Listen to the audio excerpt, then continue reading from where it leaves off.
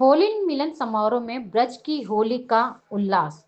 सत्यनारायण मंदिर में बसा वृंदावन। दिल्ली के रमेश नगर में स्थित सत्यनारायण मंदिर में भव्य होली मिलन समारोह आयोजन किया गया, जहां श्रद्धालुओं ने मथुरा, वृंदावन और बरसाने की होली का दिव्य आनंद लिया। मंदिर परिसर में गुलाल, फूलों और भक्तिमय भजनों के बीच ऐसा नजारा दिखा मानो खुद ब्रज धाम रमेश नगर में उतर आया हो।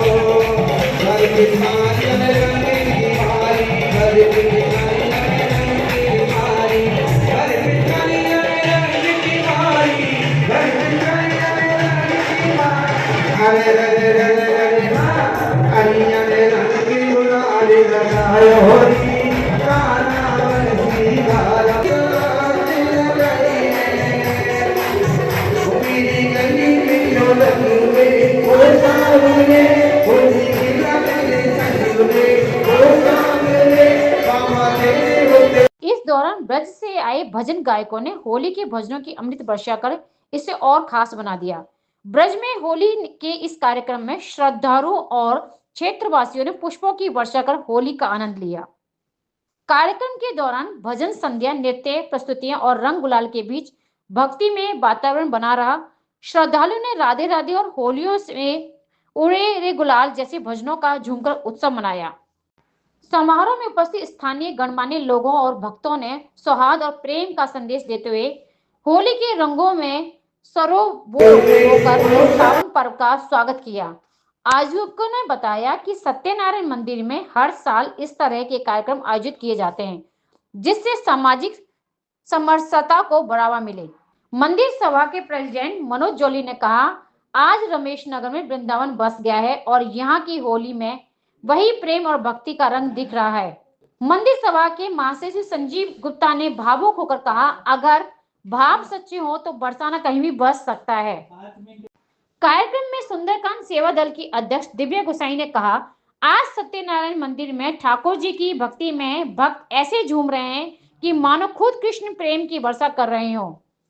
श्रद्धालु राधे राधे और बरसाने की होली आई रे जैसे भजनों में झूमते नजर आए।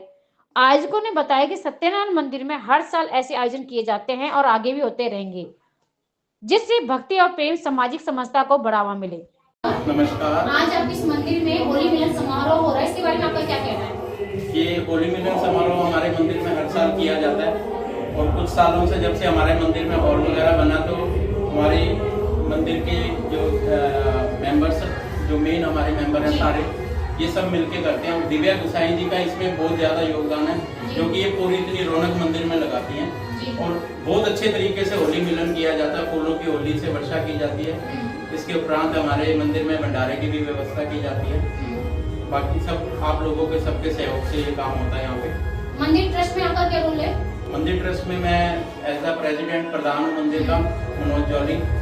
इससे पहले मेरे फादर यहाँ के प्रधान थे और बाकी हमारी सारी कमेटी, दिव्या गोसाई जी और इनके जो दादाजी थे वो भी हमारे मंदिर, नाना जी, इनके नाना जी हमारे मंदिर के साथ बहुत, हमारे डैडी और ये इकट्ठे जुड़े हुए थे। ये मंदिर कितने सालों से? ये 1979 में 79 में मंदिर बना था, जिसमें एक पीपल के पेड़ पे छोटी सी मूर्ति रख के सबने जो किया, क्योंकि यहाँ पे सब लोग गुट बना के ताश खेलते थे, शराबे पीते थे, तो हमारा घर सामने होता था, तो सबने एकजुट होकर यहाँ पे प्रभु की मूर्ति रखी और ये मंदिर हमने आगे से बाउंड्री करके हमने पूरा मंदिर अपना बनाया यहाँ। इस मंदिर की खूबसूरती से सबसे बेहतरीन बनाई है। इसमें यहाँ तक पहुँचने में आपको किन समस्या का सामना करना पड़ा? हमें बहुत सी समस्या का समस्या का वो हमने सामना किया, लेकिन सब प्रभु ने पूरा करवाया, क्योंकि सब हमारे मंदिर के ट्रस्ट के जितने भी मेंबर हैं सारे एक से एक अच्छे परिवार से हैं, जो हर मुसीबत को आराम से बैठ के हम लोग सॉल्व कर लेते थे। दिखते तो आपको पता है इस कार्य में आती हैं, आगे की क्या प्लानिंग है आपकी? आगे की प्लानिंग अभी हमने मंदिर को अंदर से खूबसूरत बनाना है। इसमें अभी हमारी कारपेटिंग की सेवा चल रही है अगले महीने से। ऊपर हमने यूपीवीसी का छत के ऊपर सारा काम करवाना है। मंदिर के अंदर जो खूबसूरती बढ़ानी है, क्योंकि अभी हमने हाल ही में ऊपर किचन का निर्माण किया है। ऊपर किचन लंगर आलम ने बनाया है। तो इसके बाद हमें लगता है कि हमारा मंदिर में जो कंस्ट्रक्शन वर्क पूरा हो गया, अब हमने इसी को खूबसूरत बनाना है। और जैसे आप ये मंदिर के स्वरूप देख रहे हैं, हमारे शिवलिंग देख रहे हैं, तो ये हमारे यहाँ पे रोज श्रृंगार नया होता है। हमारी अपनी ट्रस्ट है और हमारे पंडित जी जो मंदिर में है पूजनीय, उनको हमने एक ही बात कही है कि हमें मंदिर के अंदर किसी भी चीज की पूजा भक्ति में कोई लापरवाही नहीं चाहिए। पूरी पालना से मंदिर की पूजा होनी चाहिए। जो नेम नियम मंदिर में होते हैं वो होने चाहिए। और ये सारे लोग भी यहाँ के फॉलो कर रहे हैं और पंडित जी भी इस चीज के साथ हमारे साथ बराबर चलते हैं। आपके मंदिर में आगे कुछ ना कुछ चलता रहता है, इसके लिए आप कैसे मैनेज करें? फंड की कैसे मैनेजमेंट? फंड अपने आप प्रभु देता है। हम तो किसी से मांगते नहीं, हमारे पास तो अपने आप ही आ जाता है। यहाँ पे हमने हॉल का कम से कम पिछले 2 साल में हमने 50 से 52 लाख रुपया मंदिर में लगाया। सब आप लोगों ने दिया। हमें तो पता ही नहीं लगा कौन यहाँ पे ईंटें फेंक जाता है, कौन रोड़ी फेंक जाता है। जिसकी जो मनोकामना पूरी होती है। कितने लोग आपके मंदिर में ट्रस्ट को संभालते हैं? मेरे पास ट्रस्ट को तो संभालने वाले 11 लोग हैं हम लोग। उसके अलावा मेरे पास 250 से 300 लोगों का ग्रुप बना हुआ है सत्यनारायण मंदिर का। वो सब लोग जुड़े हुए, पूरा AB ब्लॉक जुड़ा हुआ है। जो खाटू श्याम जी का स्वरूप मंदिर में लगा हुआ है, ऐसा स्वरूप पूरी दिल्ली में नहीं है।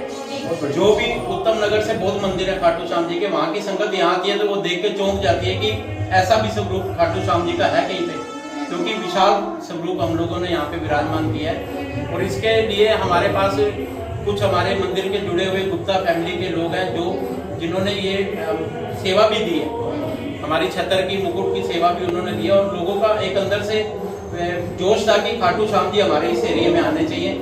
तो वो प्रभु ने हमारी मन्नत पूरी की और खाटू श्याम जी विराजमान हुए और दूर दूर से लोग इनके दर्शन करने आते हैं। और यहाँ पे ये मानता है कि खाटू श्याम जी का जाड़ा जो हमारे पंडित जी लगाते हैं, अगर वो जाड़ा किसी भी मुसीबत पे है तो वो पंडित जी जाड़ा लगाते हैं, वो 3 जाड़ों के अंदर वो समस्या हल हो जाती है। अभी तक जो लोग बताते हैं, बल्कि मैंने खुद भी अपने पे आजमाया हुआ है कि कभी भी कोई परेशानी आती है तो मैं स्पेशल पंडित जी के पास जाड़ा लगवाने आता हूँ खाटू श्याम जी का, और वो 2-4 दिनों के अंदर वो प्रॉब्लम मेरी सॉल्व हो जाती है। उसमें मंगलवार और शनिवार को जाड़ा दिया जाता है, या फिर द्वादशी कल वाले दिन भी जाड़े का भी। ऐसा किसी को अगर कोई ज्यादा कष्ट है कभी भी आ सकता है, कभी भी आ सकता है। हमारे पंडित जी यहाँ पर होते हैं जाड़ा लगवाने के लिए। क्या नाम है पंडित जी? तो प्रमोद पंडित जी भी है और हमारे राजेंद्र पंडित जी हैं, वो इस्कॉन मंदिर से हैं हमारे। उनको अच्छा उनको ज्ञान है, उनका बहुत ज्ञान है इस बारे में। दिल्ली में भाजपा की सरकार रही है, क्या उससे कोई फर्क पड़ा लोगों के भक्ति भाव में? बिल्कुल और बढ़ेगी।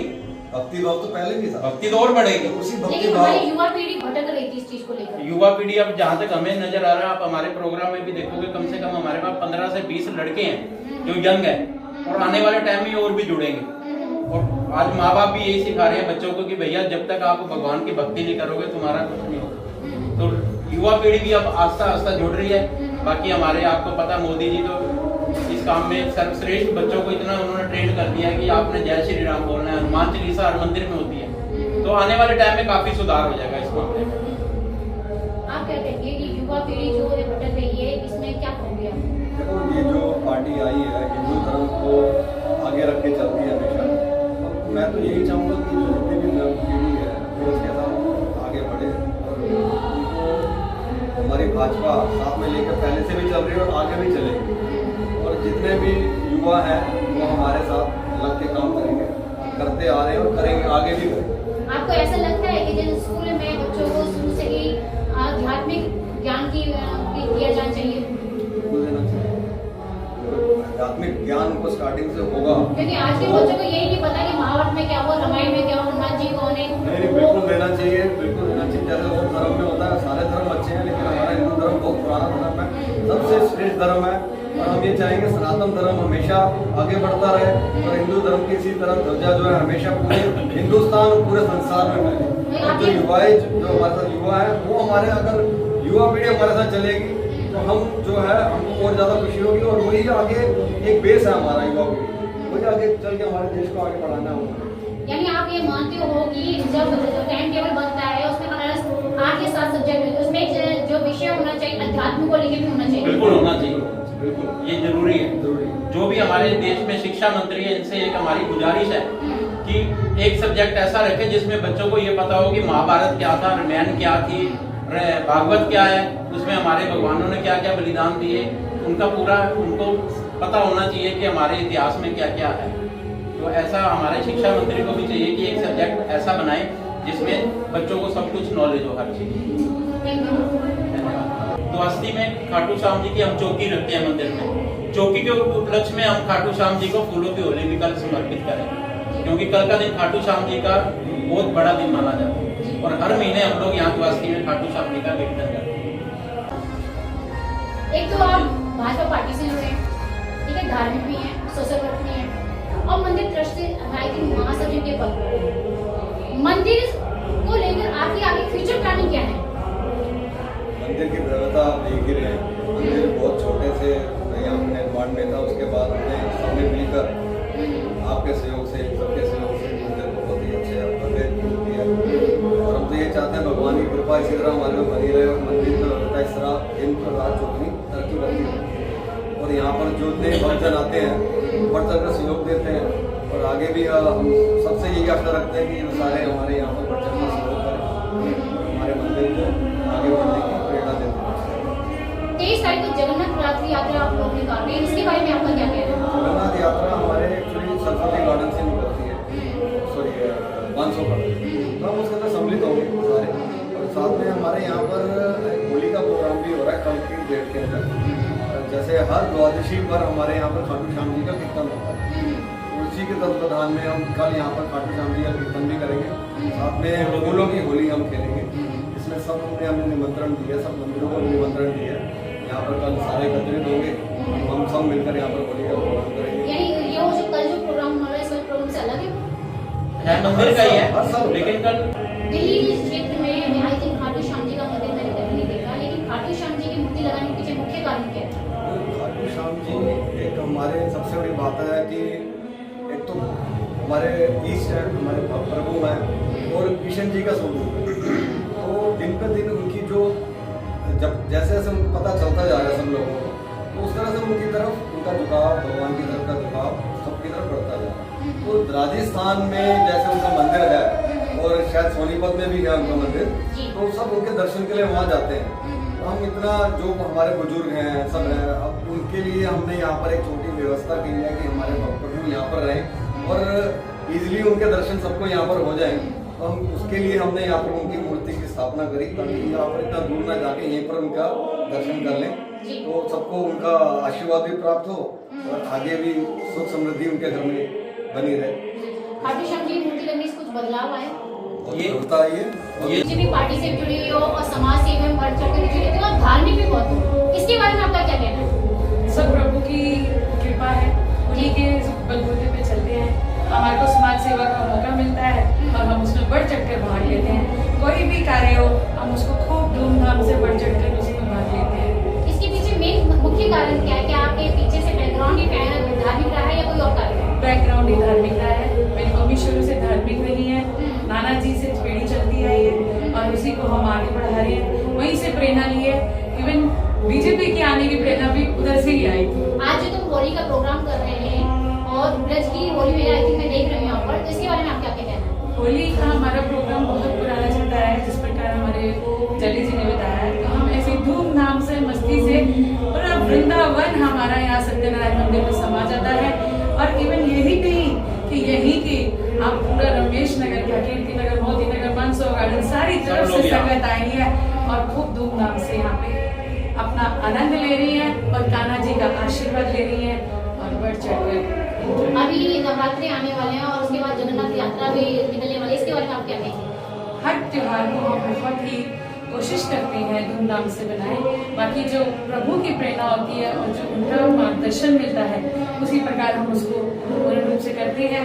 नवरात्रि में हमारी चौकियों की पूर्ण कोशिश रहती है और ऐसे ही भव्य तरीके से हर चीज को, अब यात्रा के लिए भी हमने मिलजुल कर जो सहयोग से जो बन पा रहा है, इच्छुओं की और तन मन धन, यही नहीं सिर्फ धन से, पूरे तन मन धन से सभी हम और हमारी पूरी सखियां और पूरा मंदिर का पूरा माहौल जो है हमारे संग चलता है हर कार्यक्रम पर।